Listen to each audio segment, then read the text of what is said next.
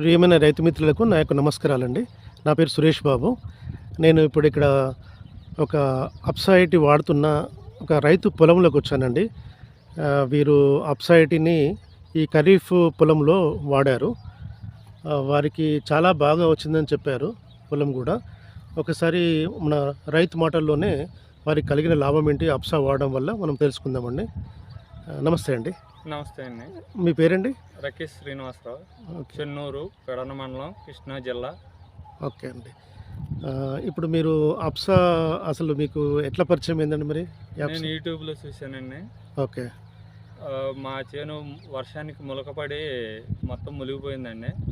దమ్ము చేసి మళ్ళీ వడవాలనుకున్న చేనికి నేను ఈ యూట్యూబ్లో ఫోన్ నెంబర్స్ తీసుకుని ఓకే సురేష్ బాబు గారు అనే ఆయనకి నేను ఫోన్ చేశానండి. ఓకే.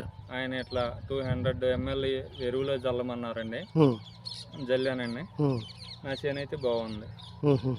వరకు మొత్తం మునిగిపోయిందండి. ఇది చేను మునిగిపోయిందండి. వడవటాకి మొత్తం తీసేద్దామని చూసాను. తీసి మళ్ళీ కానీ నేను చెప్పడం వల్ల మీరు అప్సా వాడండి మీకు మంచిగా వస్తుందని చెప్పాను. చెప్పడం వల్ల మళ్ళీ దీన్ని నేను చెప్పినట్టు మీరు వాడుకున్నారు. ఓకే. వాడుకుంటే ఇప్పుడు ఇలా ఉందన్నట్టు మొత్తం చేను మొత్తం కూడా. ఇది మొత్తం ఎన్ని ఎకరాలండి? మాకు 12 ఎకరాలు ఉందండి. మొత్తం 12 ఎకరాలు. కానీ మునిగిపోయింది ఎంత? మునిగింది 5 ఎకరాలు ఉందండి. 5 ఎకరాలు. ఇప్పుడు నేను ఈ వీడియో తీసేది మొత్తం కూడా మునిగినది కదా? మునిగిందండి. ఓకే. మళ్ళీ వాడటానికి ఓకే.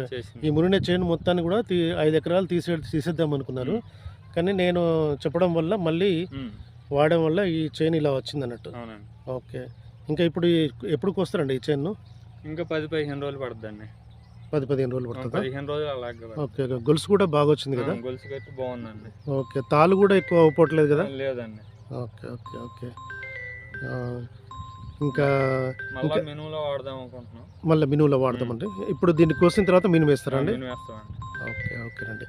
అంటే మీకు అప్సైటీ వాడడం వల్ల మీరు తీద్దామనుకున్న పొలము మళ్ళీ మంచిగా వచ్చింది. మంచిగా ఉంది. ఓకే ఓకే అండి.